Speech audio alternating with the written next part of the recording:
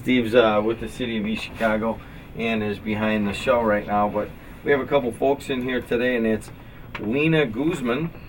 Guzman. And she is the interim building commissioner, along with Miguel Arredondo. He's the director of code enforcement in the City of East Chicago. How you doing, Miguel? Very good, Jim. You just got debunked. You're in very good company, actually. I thought maybe just once I'd have all three mics on. Oh, that's okay. Very good, Jim. It doesn't always work out. So what's happening with the City of East Chicago? Before we start talking to Lena and Miguel, do we have any major announcements that we need to make? Just buses will be closed in observance of Martin Luther King Day, so there will be no bus service in the City of East Chicago. No bus service on January 17th. So wait, it's a Monday. So it would be a week from today, 10 plus 7. So January 17th, so next Monday, no bus service. No bus service. Okay. Anything else? Is there, the town hall meetings have kind of come? We've come to a close with the town hall meetings. The last one was last Thursday at Raleigh Park. You can still actually catch that. We were able to record the entire thing online. It was a pretty successful run. You know, a lot of people attended. A lot of questions got handled and addressed, and a lot of things are being kind of taken care of. You know, they now the mayor knows, you know, what people want. You know, that a lot of their concerns were addressed and being taken care of. So, if somebody wants to see the video and audio of some of these town hall meetings, how do they go online and see it? Right now, all of them are being broadcast on Comcast. I think we have two of the latest ones up now. We didn't get all of them online because they're like 2 hours long. We decided if we had internet access in the area, it would be possible. So I ended up using my cell phone to broadcast, which worked out. Use your cell phone to broadcast? Yep. It turned it into a Wi-Fi base, and then I was able to get it up on Ustream. So at least we have one, the last meeting in its entirety on Ustream. I'm glad you did that. So if somebody wants to go see the last meeting in its entirety, they go to Ustream? Yes, they can go on our actual homepage where the council link is. EastChicago.com. EastChicago.com. And they can click right where that EC Council link is, and they'll be able to see the meeting. And they'll be able to see the meeting. Yes. And you know what? I'm glad that you mentioned that, because sometimes I'll go to a game and I will just be sitting there with a cell phone and a plugged-in microphone to it, and it might be a big game, and that's all I have going on, and people are like, you know, where's all your equipment? I'm like, well, I have a lot of equipment. We have tons of equipment, but I don't really need that anymore. So, especially, I mean, we can actually, sometimes I'll actually wind up doing games live. The only place I can't do it from, East Chicago Central. Really? What, you got bad reception there? Oh, horrible. We have this unit that takes from, it has a little transmitter, and it shoots to the top of the tower, and we can do it from anywhere within like 15 miles. We've done it from Maryville, we've done it from Lake Central, and we've done it from Crown Point, but we can't do it from EC Central because there's so much steel and so many power lines and the toll road and all that stuff in the way. Run your wire up to the roof. Yeah. I'm not even sure. Exactly. You never know. Knock, knock, here I am. We're here to run the wire. What? Segura said so. Yeah. Hey, we're talking about the City of EC, and so there were a number, I think, since the new Mayor Copeland came on, he went around look, I saw the list, and there was like, what, about a dozen town hall meetings. Yeah, they kept adding a couple, and, you know, if the community, part of the community felt like they weren't being, you know, addressed, or you know, it was too far for them to go, you know, they made sure they added another meeting. All right, and also today, let's move around with Lena Guzman. Lena, where'd you go to school? The Dub, Washington. The Dub. Yes. I haven't heard that in a long time, by the way. Well, let me bring it up. The Dub. Yes. So you went to Washington, and you've been with the city for how long? 15 plus years. 15 plus years. Yes. In what capacities? Well, I started off initially at the building department. I was hired in as secretary there. I've been in administrative level since then. I worked under 3 building commissioners, very closely with them, and including Mike Arredondo. He was a former building commissioner as well. And so you are the interim building commissioner. Yes, I am. What in Sam Hill does that mean? Good question.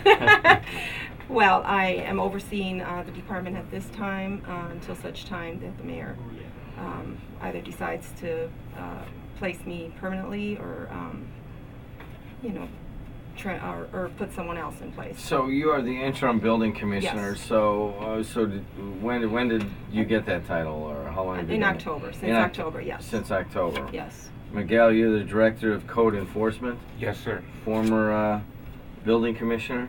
Yes. You know a lot about some of these buildings in EC. Well, when I started back 7 years ago, prior to that, I was at the Lake County Sheriff's Department for 28 years. What'd you do there? At the Sheriff's Department, I had numerous duties. The last 8 years, I was the chief of police for John Bunsage in his first term as sheriff.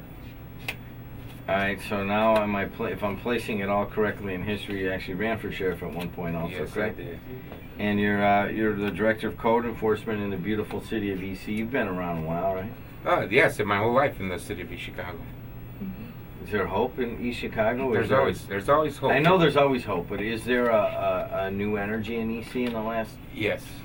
You have new energy anytime you have new administrations, simply because being a new administration, you have different ideas, new ideas, and your job is to have all your underlings buy into it and see that there's a vision and that there's a lot of good people there.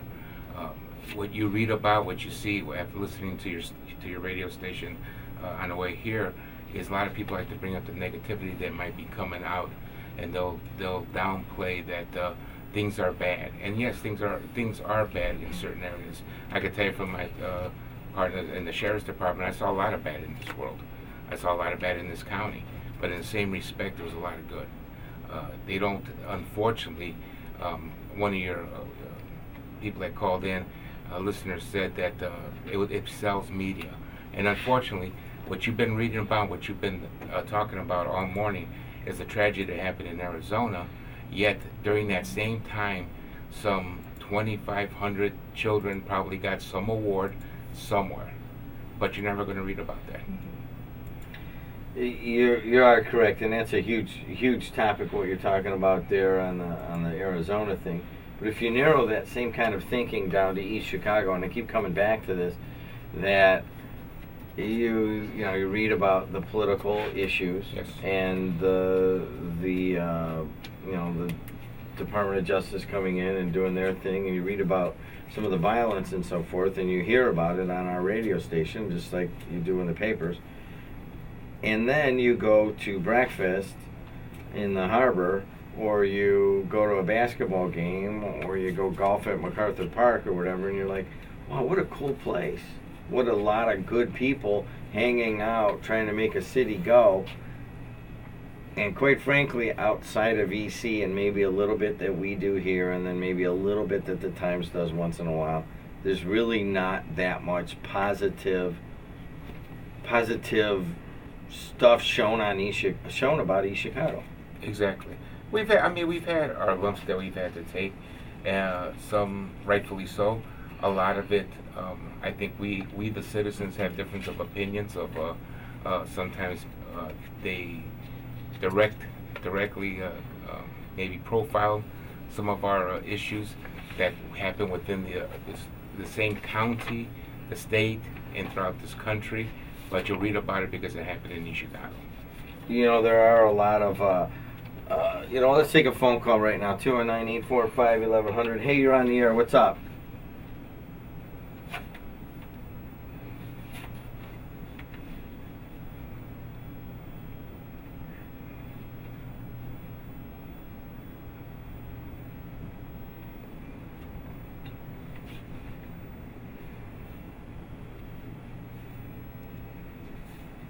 Okay, we have on the line, we have Joe from Highland, and he is talking about what a great city East Chicago is, and he's congratulating some of the folks.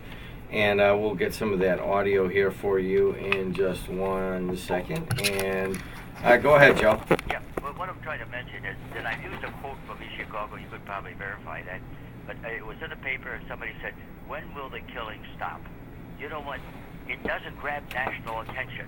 And I've said this, it'll stop when people get good and angry and say, hey, we've got to do something and demand it of our officials to start cleaning house and start punishing these individuals that... All right, Joe, we're going to go in a different direction right now. Thank you. Good. Talk to you.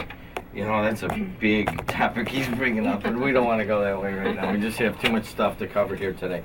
We do have some stuff to cover here. Weena Guzman and Miguel Arredondo are in here, and this is actually kind of its own type of controversial topic, in that here in Hammond they've instituted a rental registration fee, and there's a lot of landlords that aren't real happy about it. We've had one in EC for a long time. It's, I think, quite a bit lower than the new one here in Hammond. But Weena, tell us what exactly that is.